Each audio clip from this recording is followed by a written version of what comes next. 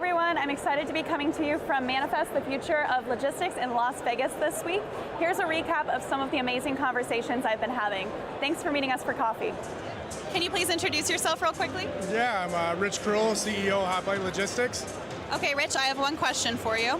As a third-party logistics company right now, what is going to be top priority for you in 2024 to make sure that you are growing and you guys are creating a sustainable revenue model? Yeah, I think we just really need to be agile. That's one of our probably biggest focuses this year. We have a good idea that the market's probably rebounding, but nothing's given after the last few years. So we're just trying to be really flexible and make sure that no matter what happens, that we're kind of able to weather that. Thank you. Ed, can you introduce yourself real quickly? Bob Vance, Vance Refrigeration. Ed Burns, Burns Logistics.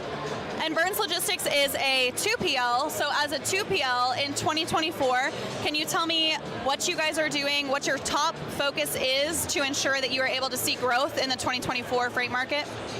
Yeah, I think there's some unpredictability about the market, but it's sort of inevitable that there's going to be a swing of some type.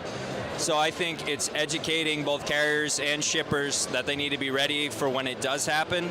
I think shippers are starting to realize that they need to have an appetite to onboard asset carriers because this is going to flip.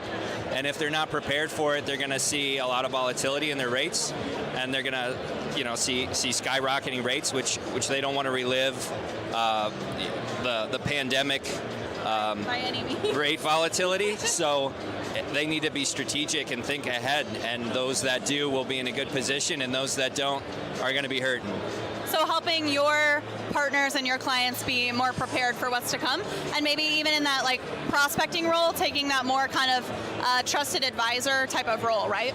Absolutely, and some people are willing to have those conversations, and some are not. So it's just remaining. We have long-standing relationships that where we're looking to take care of people, and we're meeting new people, and the new people you identify who's willing to think ahead and be relationship focused, and the people who don't care about relationships. Thanks, Ed. Thank you. Can you please introduce yourself? Hi, my name is Gunby, and I'm with Transfix. Okay, Carly, the question I have for you today is, as a third-party logistics company that's focused on growth in 2024, what has to be your top priority in this market environment? It's a great question. I think it starts with shipper experience, and that can go everything from service to understanding what the market holds in the future.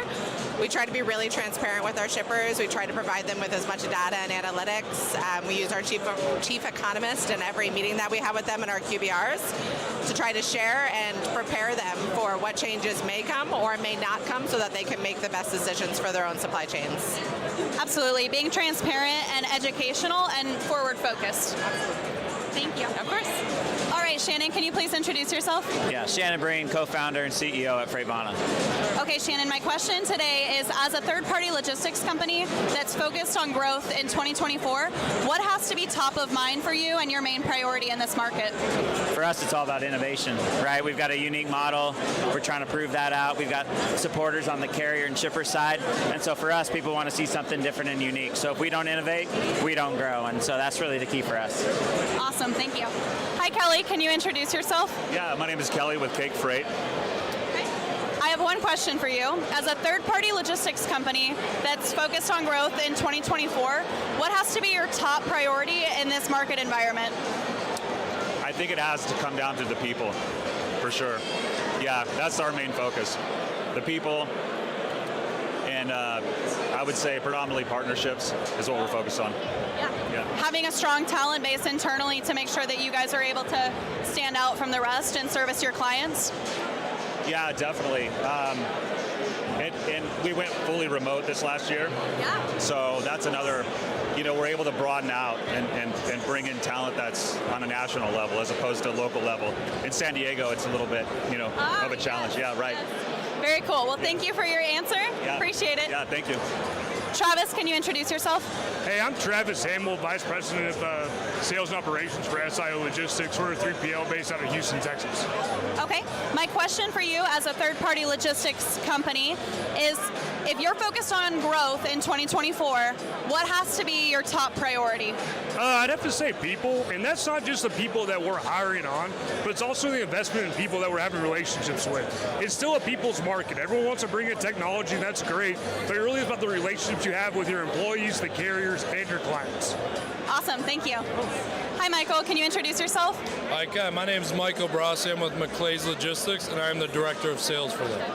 Okay, my question for you as a third-party logistics provider who is focused on growing in 2024, what has to be your top priority? Quite honestly, I think a lot of the buzz today is around tech, surrounded by tech, and I think what really matters is actually human connection. I think that for us in 2024 to truly grow, it's just back to the basics. Understand and take in everything that's being presented to us. Obviously, we want to implement tech in the areas that we can evolve in, but never lose focus on your single point of contact and understanding that the connections that you are creating are valuable. They're not just customers, but they become family. So for me personally, I think it's just human connection. I think that the individual complements tech, but tech should not overrule. Couldn't agree more. Thank you. Thank you. Hi guys, I'm here with Scott. Scott, can you introduce yourself? And then I'd love to know what your favorite part of Manifest was this year. Yeah, so my name's Scott Terrio. I'm with Danos, General Manager of our Supply Chain Services Group. I'd say my favorite part is just the networking and then being part of the roundtables. So we participated in a roundtable about digital transformation and some really good discussions. So. Awesome, thanks for sharing. All right, thank you. Hi guys, I'm here with Rob. Rob, would you mind telling us what your favorite part of Manifest was this year? Well, I always love the networking, Samantha. I've been in the industry for quite some time, and I will wander up and down these halls and through the exhibit booths, and I have a hard time getting from end to end without having conversations. And by the time that the event's over, I just don't have any words left to say. It's exhausting. So, yeah, I'm already going hoarse after day 2.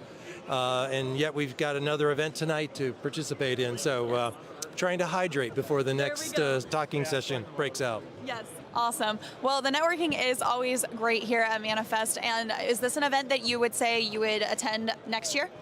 Well, the technology here is on the edge of overwhelming in terms of looking around for everything, and between the sessions and the tech, there is so much here to take home, and then you have to decipher what did you learn and what can you apply.